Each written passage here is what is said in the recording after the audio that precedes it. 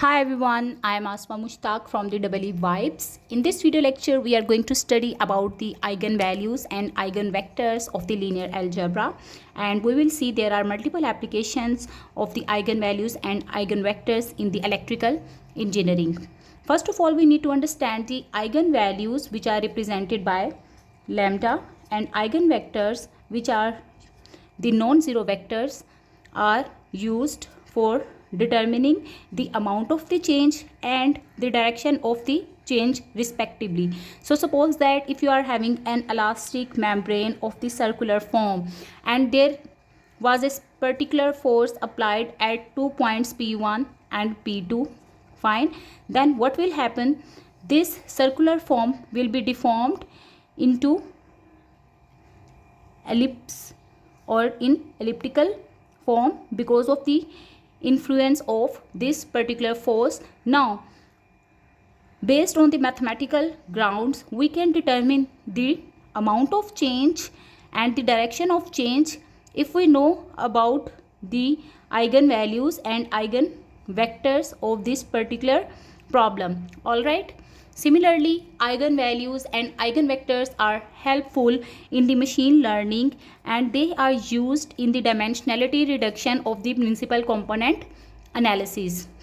There are many other applications, like if you have to study about the rate of change of a population, then you can study it by representing the population in the form of a matrix, and then you can find the eigenvalues of it to get to know either the population is increasing or decreasing of a particular community. So there are lots of applications that you can get to know once you have the idea of the eigenvalues and eigenvectors of any particular matrix. First of all, we need to know that we can find the eigenvalues or eigenvectors of a matrix if it is of the square form, which means that the order of the matrix is n cross m, where n is equal to m. So number of rows and columns should be same. All right. Second thing is this: eigenvectors are always non-zero. So v can never be 0, because if v is equal to 0, it doesn't give you any kind of the information or the change of direction. Fine. So we will start with a simple example. Assume that you are given a matrix whose entries are 4, 2, 1 and 3. Okay, this is a square matrix. Now let's assume that lambda is the eigenvalue and v is the non-zero eigenvector associated with this particular matrix. Then the equation AV is equal to lambda into v can be used for determining the eigenvalues and eigenvectors.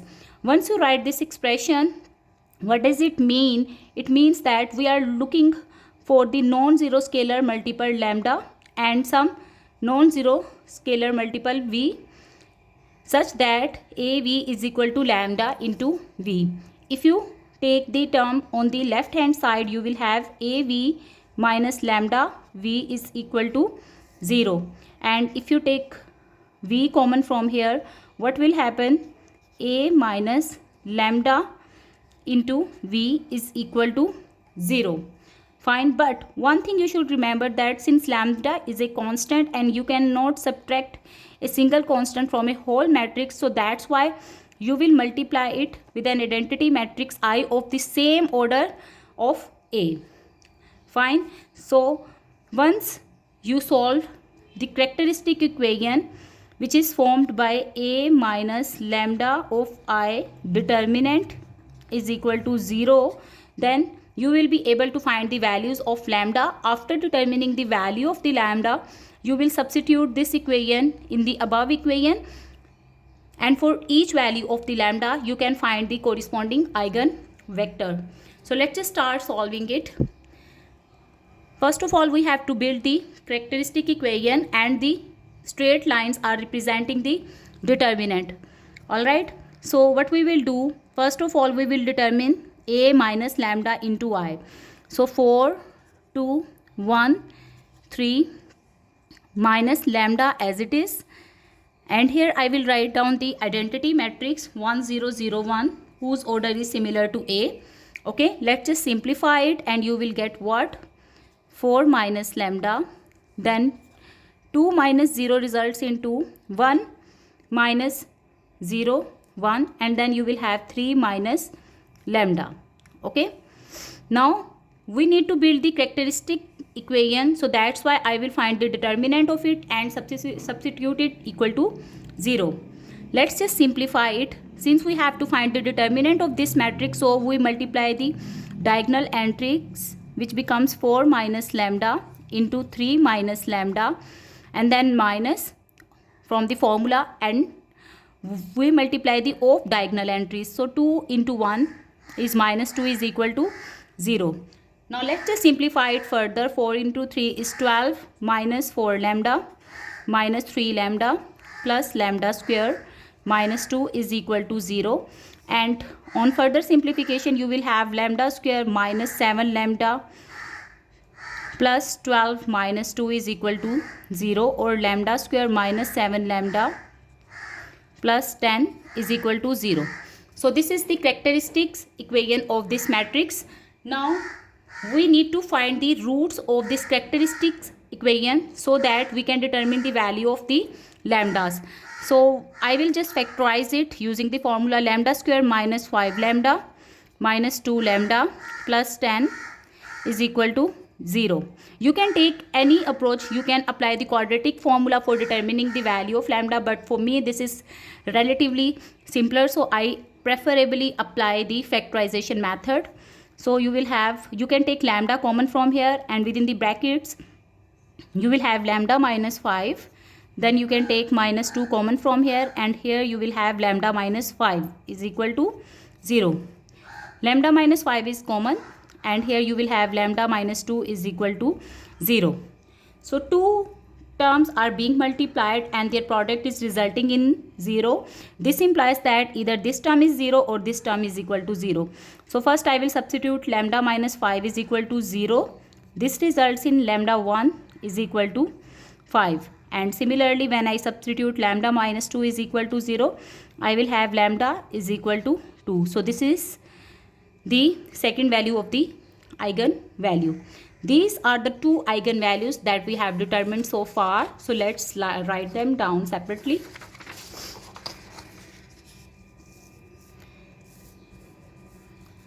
Here I was having lambda 1 is equal to 5 and lambda 2 is equal to 2. Both these values are distinct. Okay, and whenever you have the distinct eigenvalues, we will see, or we can prove that the eigenvectors corresponding to the distinct eigenvalues are linearly independent always. Fine. So we will start determining the eigenvector corresponding to each eigenvalue. So lambda 1 is equal to 5 in this case. Fine. As I mentioned earlier, we can determine the value v1 corresponding to this eigenvalue by solving the equation a minus lambda of I into v1 is equal to 0. Now this is the matrix equation. Fine. And we have determined previously a minus lambda of I is equal to 4 minus lambda, then 2, then 1, then 3 minus lambda. Assume that this vector v is having the components v11 and v12 respectively, and this should result in 0 0. Fine. Now if you substitute the value of the lambda, which is equal to 5 in this case, you will get 4 minus 5, then 1, then 2, 3 minus 5, and here you will have v11 v12 equal to 0 0. This becomes minus 1 2 1 and then minus 2. I am directly writing the augmented form of this matrix because I am going to apply the Gauss elimination method over here for determining the values of the vector components v11 and v12. Alright, so If I perform the operation on R2 such that R2 plus R1, then what will happen? The first row remains intact, while after the addition 1 minus 1 it results in 0, 2 minus 2 is equal to 0 and 0. Fine. So this has eliminated the second row and we are left with the first row only, whose components are minus 1 and 2. Okay, so this is the component of V11, then plus V12 is equal to 0. This gives me the equation minus V11 plus 2V12 is equal to 0, or if you simplify it further, you will see that V11 is equal to 2V12. Alright, and from here, if I choose V12 is equal to 1, then what will happen? V11 will be equal to 2 into 1, which is equal to 2 in this case. So the first eigenvector, which is denoted by V1 and is having the component V11 and V12, is equal to 1 and 2. So this is his first eigenvector corresponding to lambda 1 is equal to 5. Now we will take the same approach for determining the eigenvector. Let's just represent it by V2 and its components are V21 and V22, as it is the second eigenvector corresponding to lambda is equal to 2. I will directly substitute the value of lambda is equal to 2 in this equation, and from here I will get 4 minus 2 is equal to 2, then 2, then 1, and here 3 minus 2 is equal to 1. And this time we are solving it for V21 and V22 respectively. The next step is to write down the augmented equation of this matrix, that is equal to 2, 2, 1, 1 and 0, 0. In order to make this row is equal to 0, I will perform the operation on R2, that is equal to what? R2 minus 1 over 2 times of R1. Basically, I am applying the Gauss elimination method. You can also use the other methods like solving the equation simultaneously or Cramer's rule or whatever the method you know for solving the system of the linear equations. But for me, it's always easy to apply the Gauss elimination. Alright, when I will perform this operation, I will have 2, 2, while these two entries become 0, and on the right hand side, it's equal to 0. Now, if I start the back substitution, and I will get the equation 2 times of V21 plus 2 times of V22 is equal to 0. And let's just simplify it further. I can eliminate 2 or take 2 common from here, which results in V21 plus V22 is equal to 0. And we can divide by 2 from both sides, and hence the simplified variant will be equal to V21 plus V22 is equal to 0, or V21 is equal to minus of V22. If I choose the value of V22 is equal to minus 1, you must have noticed that I always prefer to choose the values of the eigenvector components to be non-zero. Okay, so here you can see that V21 becomes minus into minus 1, which is equal to 1.